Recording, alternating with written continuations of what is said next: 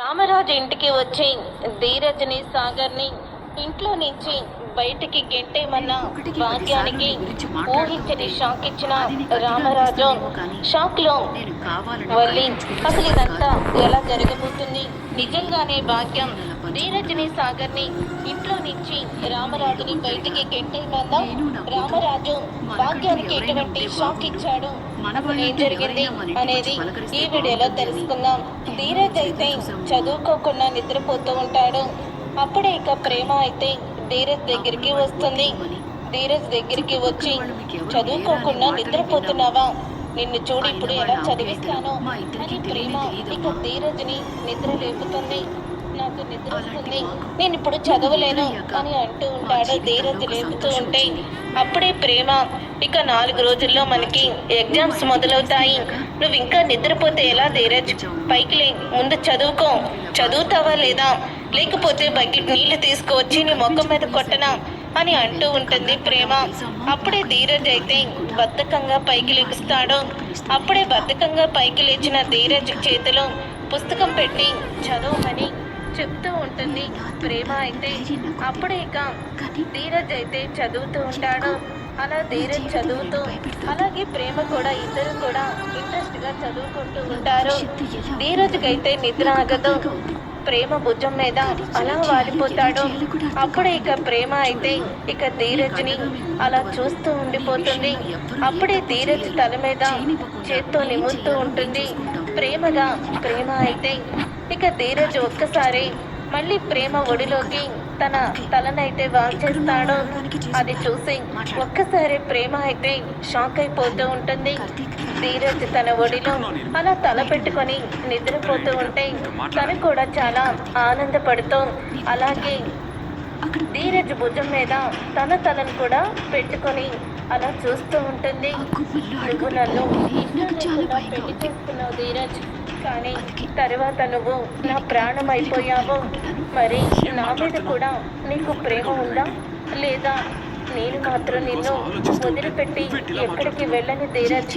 నీ మనసులో కూడా నేను ఉన్నానని తెలిస్తే ఇక నాకు అంతకన్నా అదృష్టం ఏమీ లేదనుకుంటాను. త్వరలోనే మన ఇద్దరం ఒక్కటి కావాలి.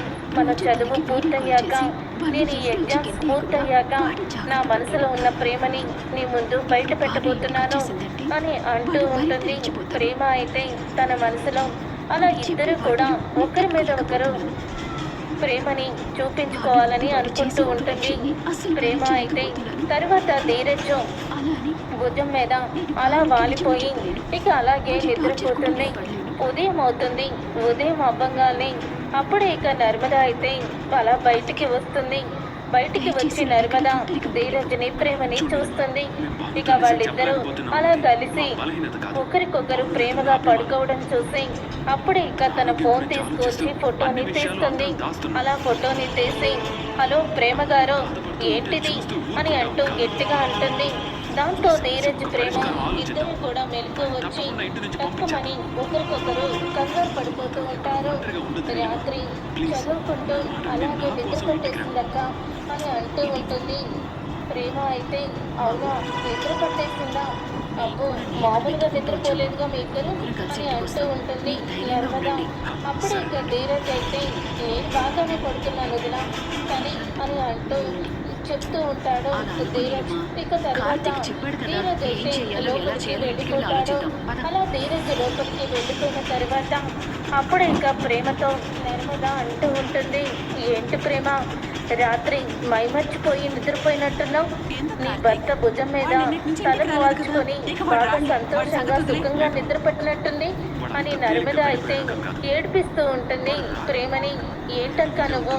అలాంటిదేమీ లేదు, జస్ట్ అప్పుడే తలవాల్చాలంతే అని అంటూ ఉంటుంది ప్రేమ.